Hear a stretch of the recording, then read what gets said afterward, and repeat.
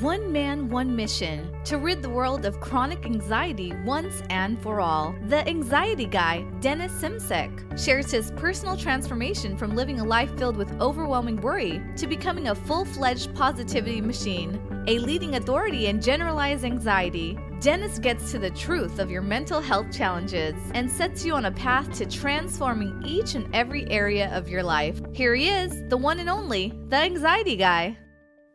Warriors, I welcome you to episode number 141 of the Anxiety Guy podcast. I'm your host, Dennis Simsek. Today, we're discussing whether or not anxiety is your fault. People have been writing in saying, Dennis, I feel like the weight of the world is on my shoulders. This anxiety thing, is it all my fault? Am I to blame for my emotional state, the state of my mind, the state of my energy on a day-to-day basis? I want to tackle this today. Now, first things first, let's understand your childhood a bit better. This is the beginning. Between the ages of 0 to 2 years old, you were in a constant, what's called delta brainwave state. At this age, babies function primarily through their subconscious minds. The baby copies the authority figures, which are mom and dad, to a T, which will aid in the survival mechanism for the future. Now, between the ages of 2 to 6 years old, you are in a constant what's called theta brainwave state. At this age, imagination and daydreaming overlap any signs of critical thinking and rational outlooks. Tea dates are created with bears and toy princesses. Boys are picking up sticks in their backyards, pretending they are machine guns, shooting down the invisible bad guys. Whatever you tell the child will be true here, in this age group.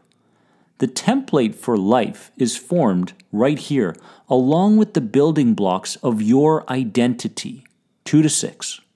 This is where the majority of emotional traumas get stored into the subconscious mind body, which then accumulates as the years go on, creating confusion when an adult seemingly out of nowhere feels fear and doubt. 2 to 6.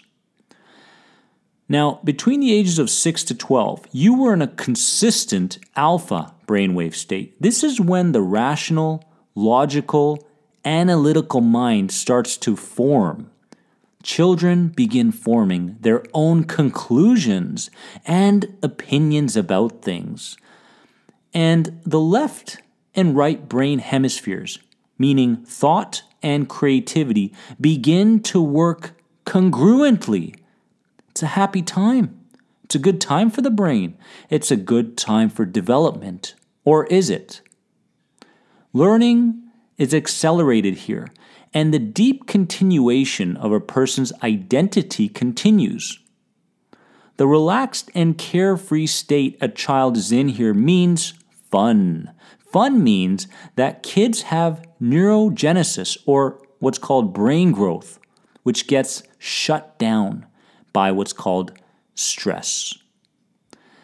Now, at the ages of 12 till you die, you are in a consistent beta brainwave state. This is where adults spend most of their time, and logical thinking is always available. Although most people today would prefer to remember rather than think, due to that being what's most familiar up to that age that they are at. Warriors, listen up. This is why the majority of anxiety is not your fault, but it is your responsibility to overcome. During the years of 0 to 6, you were a sponge, taking in all information and creating associations that in your mind were true. True could have meant core beliefs, Not beliefs we're conscious of, but core beliefs for yourself in your inner storage system that you had no real access to, such as, I need to always work hard, or I must feel satisfaction and joy when something is accomplished only. 0 to 6 years of age also meant core beliefs around identity, such as loser, ugly, or unintelligent. Is this familiar? Now, core beliefs and identity building blocks could have been the positive kinds as well, though. Let's not forget that, warriors. Between the ages of 6 to 12 years of age, in the predominantly alpha brainwave states, you started questioning the world, behaviors, and other things, but were quickly told to go back to where? The status quo, meaning what your parents and authority figures felt was true. You never, ever had a chance, warriors. You were knocked down verbally, emotionally, behaviorally, and energetically for more reasons than you think, because most parents don't like looking or being wrong, and most wouldn't dare take a new perspective over things after years of seeing things in one way.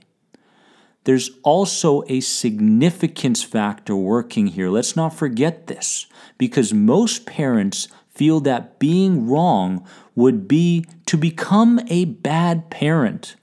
So they would rather be right and assume, or keep their same perspective and beliefs rather than be questioned, which meant death in the ego mind.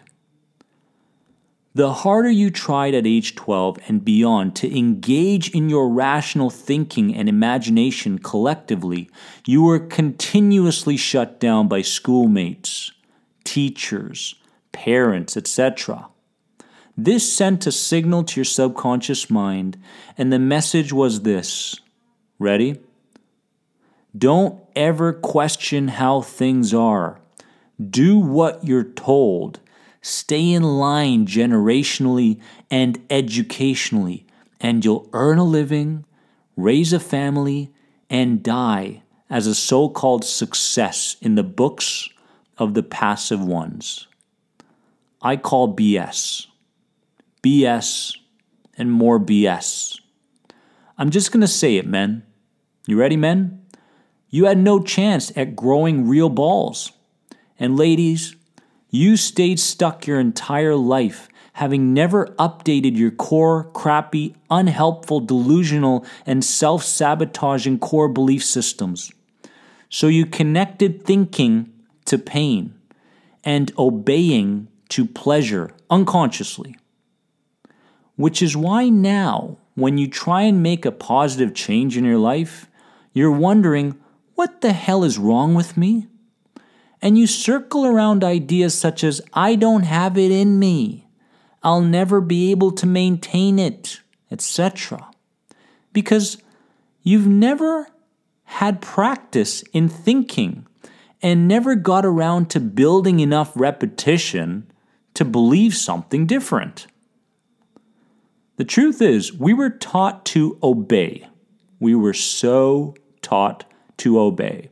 So when we leave high school and move on to college or the work life, we obeyed them too, never ever engaging in either our imaginative brain or our rational brain.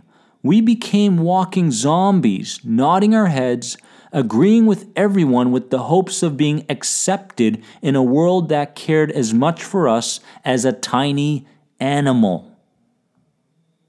We had kids, and we did or are doing the same thing to them. And then we wonder why they're so anxious. So we ask a professional's help, and we introduce the child to the toxic world of antidepressants and benzos, thinking our kids are whack. They're not whack. We're the ones that are whack. Finally, we lie in our deathbeds with regret over why we wasted so much time listening rather than thinking for ourselves and doing. The ghosts of regret pile up around our deathbed, and we leave this planet having never had the chance to become who we could have become and contribute greatly to bettering this planet. Listen to me. Don't let this be you. Question everything. Require less motivation in your life and more understanding. Don't be afraid of an awakening that goes against the norm.